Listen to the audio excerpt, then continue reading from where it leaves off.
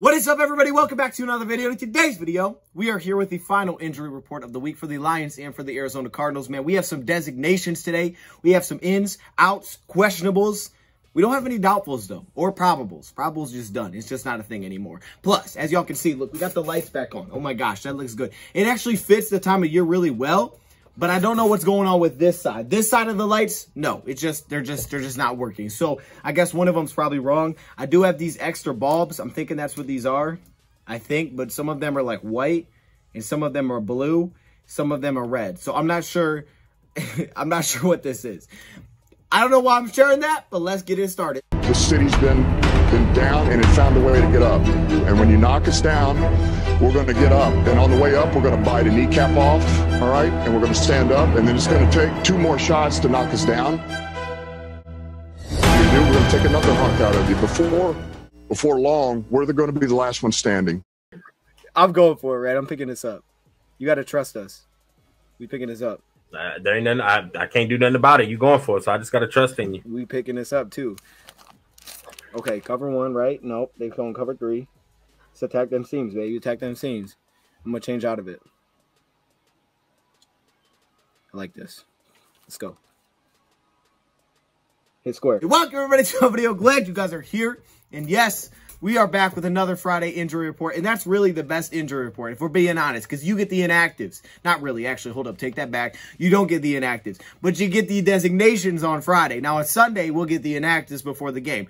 But Saturday, tomorrow, is going to be a very important day because I'm going to bet there's going to be a lot of movement, of course, with practice squad players being moved up, but also possibly players being taken off of the COVID list. We'll have to keep our eyes out for that, but we'll give an update on that in a second. However, around the league, there's been a lot of craziness, including games being rescheduled, which means that we are looking at a doubleheader on Tuesday, which is wild.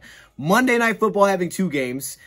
Of course, games on Sunday. And I don't know if there's any games now on Saturday. I think they've moved that. You know how they usually do Saturday games at the end of the season. Actually, let me check real quick. Hang tight. Well, no, there is a game on Saturday.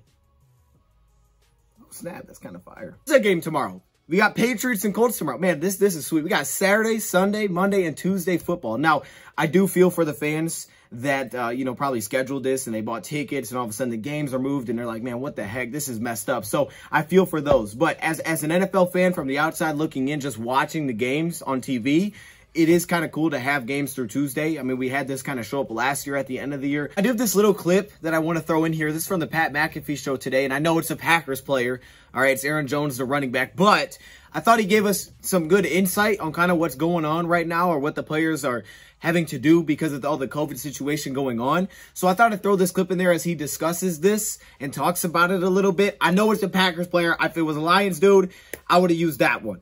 But I do think this is kind of a good look of what's actually going on. So I thought I'd share this. Has life changed at all in the building day to day because this new COVID stuff? Is it all heightened? Is it back to like last year now? Yeah. Back is back to last year, just like you said. Doesn't matter if you're vaccinated, unvaccinated. You can't do anything. You can't visit your family if they come to the hotel. Well, they can't even come to the hotel. Away games, just back to lockdown pretty much. Any restrictions on you once you leave the facility throughout the week, like what you do when you're outside of Lambeau? Yes, sir. They definitely do. They said no more than a group of 3 of a gathering, like teammates. We can't have our dinners anymore. Like, you know, the O-line used to go to dinner. Your position meeting dinners, can't do those. You can't go to concerts, bars. Hey, is this restaurants. recent, Aaron? Is this all recently implemented, like within the last week or two? Isn't it because do you get explained why, or they just tell you can't do it? This was implemented today. Oh, for us, yes, sir. I'm not going to get into it. All I know is right now there's specific teams with a lot of players on the COVID list. You look at a team like the Cleveland Browns, they have 20-plus players on that list, I've heard, including the quarterback position, Case Keenum and Baker Mayfield. So they're just trying to get some players back. So they moved the Cleveland Browns and Raiders game to Monday. So that will be a 5 p.m. Eastern game, which means that we now have a doubleheader on Monday Night Football. We not only have 1 game, but we got a game before that, which is super exciting. I like that. That's going to be fun. Plus, we have Last Second Dose on Monday. So there's a lot of good going on now on Monday. On Tuesday, 2 games at the exact same time, apparently. That is Washington Football Team in Philadelphia, division game, and Seattle and LA, division game. So it is more football for us Lions fans to watch because I'm sure we're probably not too invested in the other games. Maybe the Rams game a little bit because we know about the draft pick. But aside from that, I mean, we're just enjoying football at this point. Well, we got a game to enjoy on Sunday, hopefully. We have Arizona and we got the Lions. And we have these final injury reports in. We have some designations. We have some good news as we go through this. Now, we do have a COVID update, a COVID reserve update for the Lions. I'll throw up the names that are currently on this COVID reserve list for the Detroit Lions. There has been a small update here because of the rule changes that you now, for vaccinated players, if you are not showing symptoms, if you have one negative test, you can be brought back. They're trying to speed up the process of getting players back. Well, for the Lions, according to Dan Campbell, this is what he said about that leading to possibly getting some of those players on the COVID reserve list back to the game for Sunday. I think that's highly unlikely for us for that to happen. I know we felt, talking about it last night, that some of these things that have come into play won't help us. Now, who knows? Maybe we get lucky, but I don't think it bodes well for us right now. So we did get one player back, and that was announced today. We got him back off the COVID list to the practice squad. That's linebacker Tavante Beckett. Now, no, he doesn't play a huge role for us. He really helps us on special teams, and it looks like we could be getting some of our linebacker help this week, which would mean that maybe we don't even have to take him off of the practice squad and put him on the active roster. We also talked about that rule change, which is that now you can elevate players off the practice squad as many times for the rest of the season. Usually it's 2 times, then you got to put them on the roster because you can't keep elevating guys off the practice squad. But now you can do that as many times. And I guess with the reschedulings around the NFL, it's not because of teams missing players. If you have enough players to field a team, which you will because of the practice squad,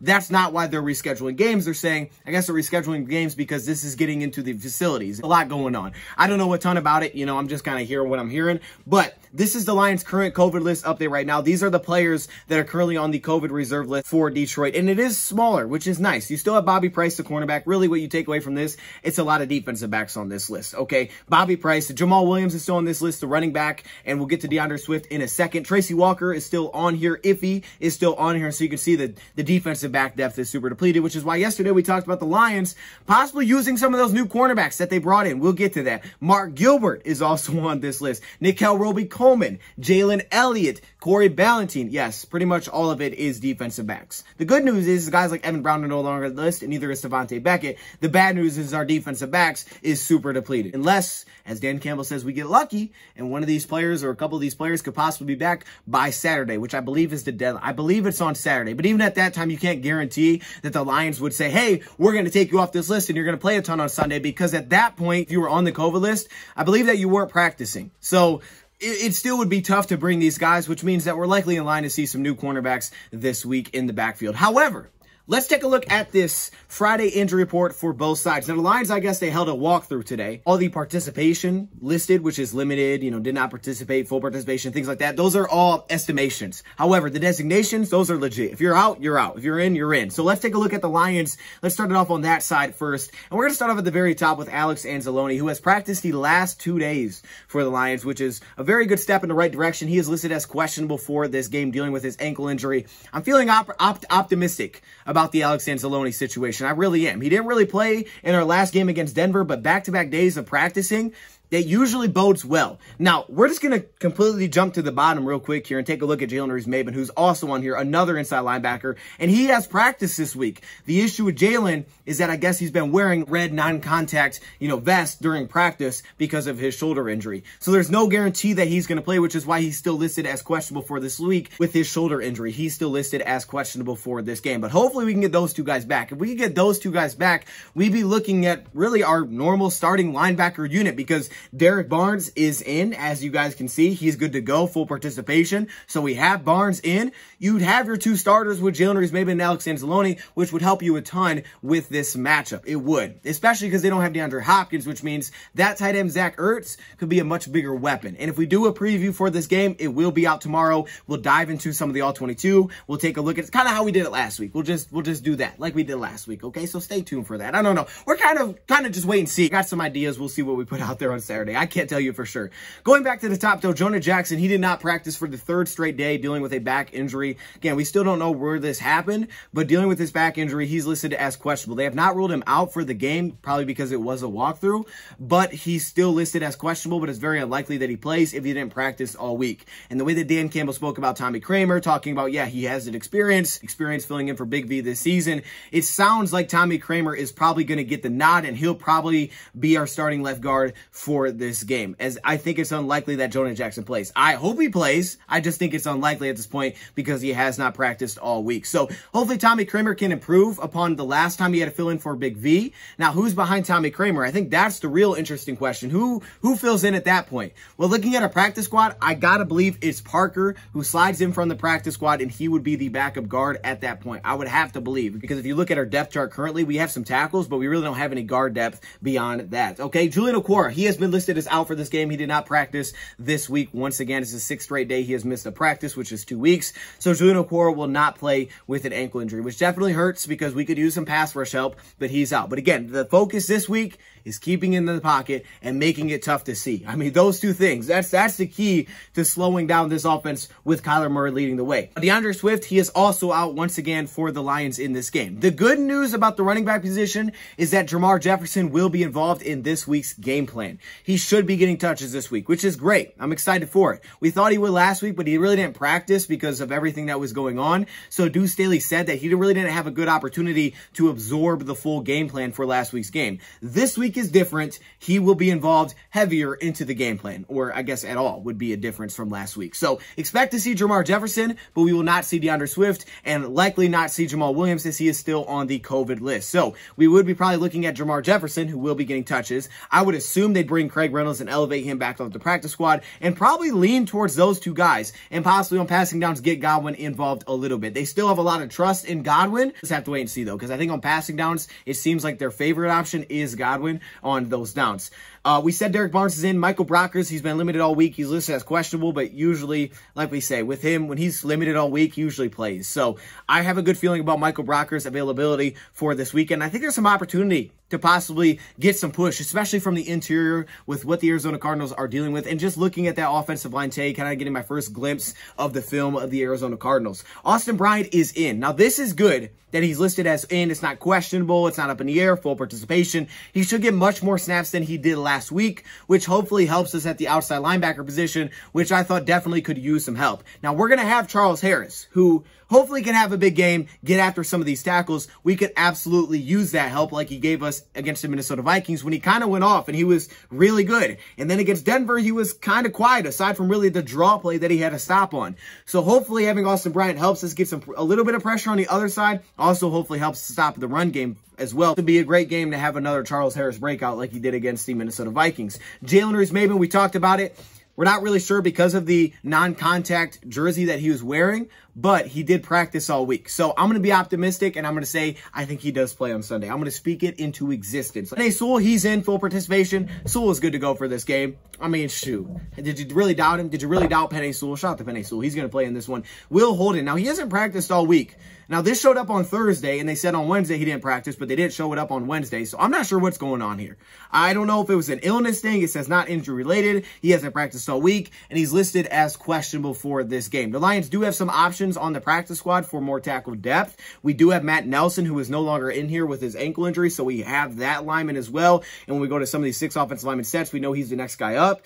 I'm not sure what's going on with Will Holden, but if he can't play, we'd just be missing some offensive tackle depth. And finally, Josh Reynolds. I would actually say this is a good update. With his thigh injury that popped up yesterday on the injury report, limited participation, concern was something happened on Thursday, and we're not sure what his status will be on Friday. And if he doesn't practice on Friday, it's unlikely that he plays on Sunday. And we would really like to have Josh Reynolds now knowing that TJ Hockenson has, yes, he has officially hit IR. He is in the bottom left if you want to see it. It's sad, so you don't have to look at it. But we know he is out. We know DeAndre Swift is out. We need to have Josh Reynolds. Well, he's listed as questionable for this one, but he did practice again today. He was estimated to practice today for limited participation, which means the coaches believe that he must have been able to practice. So again, hopefully that means that he was able to go, and with another day of rest tomorrow, he'll be able to play on Sunday. Now, a couple quick side updates here. First off, AJ Parker, we talked about a little bit yesterday, saying that it looks like he may get back to action. We could possibly get a defensive back.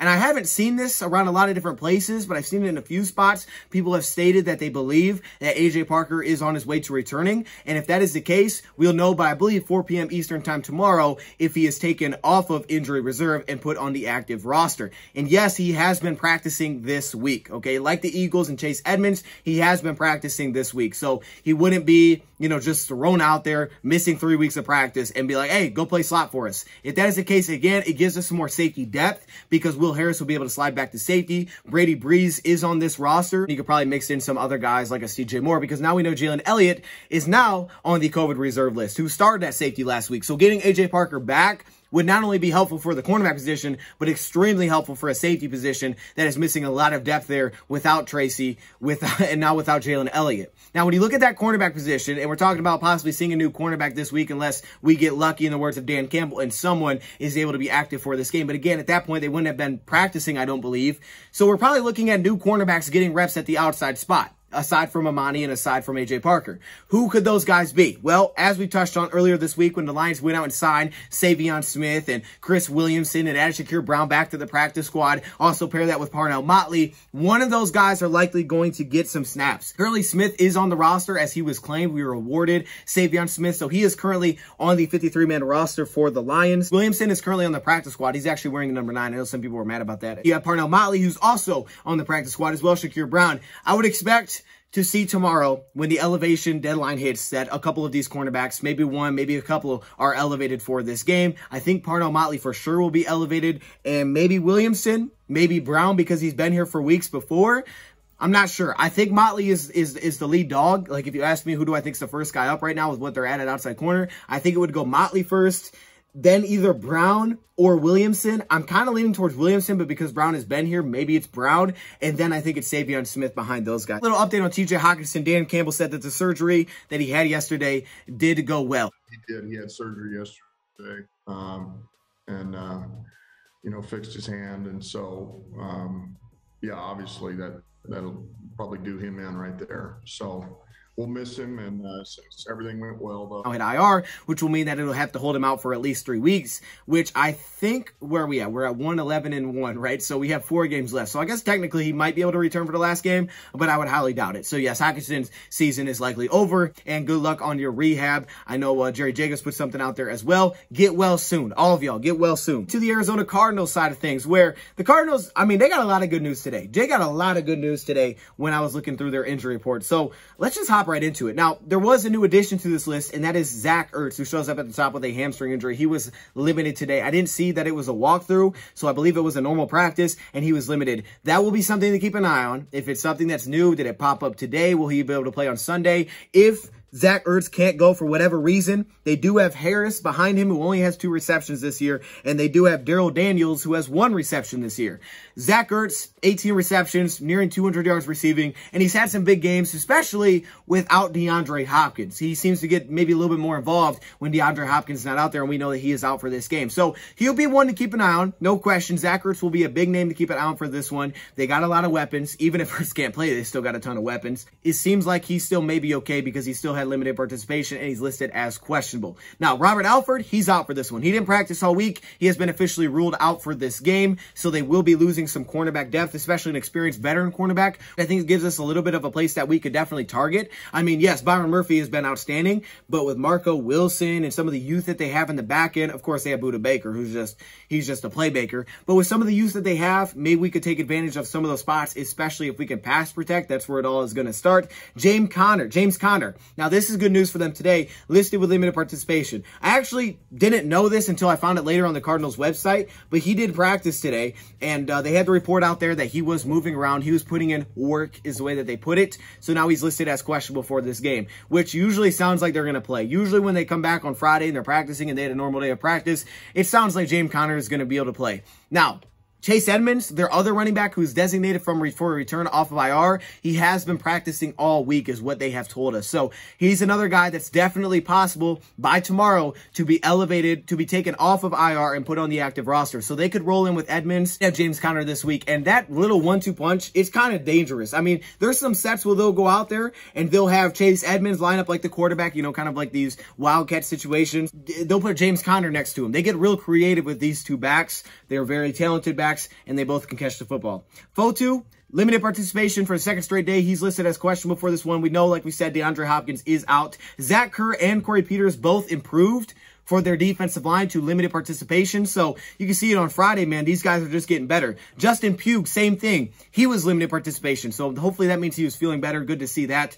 We know Rodney Hudson is on the COVID list currently for the Arizona Cardinals, but because of that, they'll likely be looking at a backup center for this game, but they could be getting their left guard back. Maybe. Who knows? He didn't practice yesterday because of an illness, but it seems like he may be okay because it's an illness. It wasn't necessarily an injury. Now, Zach Kerr and Corey Peters, they did only practice once this week, and that was today. But again, it just feels like when you practice on Friday, you're going to be able to play. And you wrap it up with Jordan Phillips, who's been limited, I think, all week, and he's listed as questionable for this game. So the Cardinals definitely got some good news today with their injury report. Quick little update I got to throw in here is that the Lions also have activated Shane Zylstra off of the practice squad. So this was the first one of probably a few to come. Shane Zylstra has been active, and, you know, it was listed as a COVID fill-in. Shane Zylstra is active for this game. No surprise there with TJ Hockenson out. So Shane Zylstra and Brock Wright will hold it down as our two tight ends for this game. Again, it's an opportunity. It's an opportunity to step up, make some plays, and prove yourself, not only to the Lions, but to other teams around the league. This is a chance. This is a chance to step up and make those plays. We'll see if they can come through on Sunday. But that is